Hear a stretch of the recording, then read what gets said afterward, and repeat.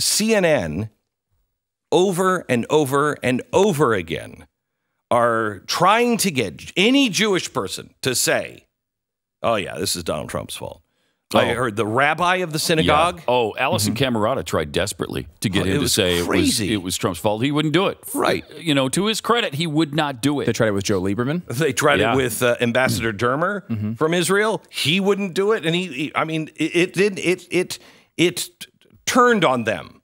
These people were like, no, that's not what it is. Trump's fault. It's not Trump's fault. And for them to, now they're starting to make all criticism of anybody who's Jewish or who's ever known a Jewish person or who's ever driven by a synagogue. If you criticize that person, it's anti-Semitic. What are you talking about? That is true. I mean, that was that Julia, what is it, Ioffe? Or whatever she is. From GQ. From GQ. It's anti-Semitic to criticize George Soros. That's what she said about Glenn. In fact, she had a little issue yesterday as well on CNN. GQ columnist talking about Trump radicalizing. Listen to this. This president, one of the things that he really launched his presidential run on is talking about Islamic radicalization. And this president has radicalized so many more people than ISIS ever did. I mean, the way he talks, the way he it's the way he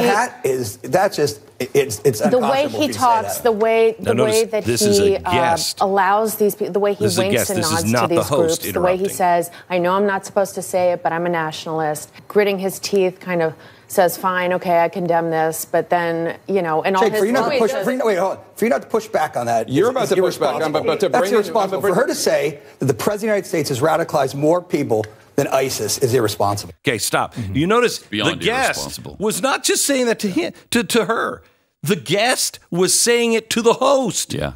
For you not to push back on that is irresponsible. He's not talking about her being irresponsible. Yeah. He's talking about CNN being irresponsible. And one thing to notice in that clip, she says one of the things that the president ran on was fighting Islamic extremism. And now we know that he has radicalized more people than ISIS. There's a setup line to that. So not only is it a catchy little thing that might get her in the news, it's also there's a setup line to it.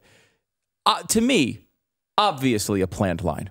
Obviously, she meant to go on television and say just that. She set it up it didn't make any sense in the context of the conversation. She wanted to get to that line. Right. And she's totally under control.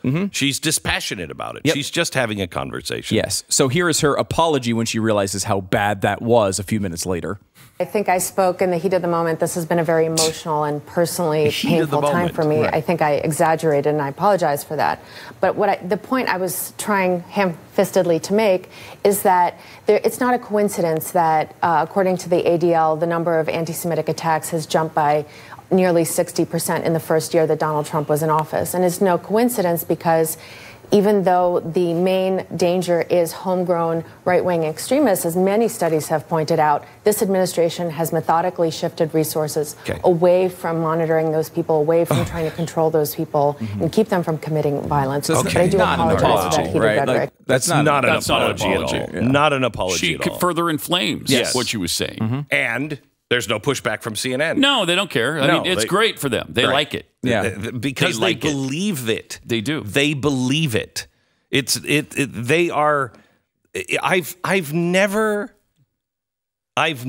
been this disconnected from the media ever, and we've been disconnected from the media a long time. Yeah. This is like they are broadcasting to an alternate reality.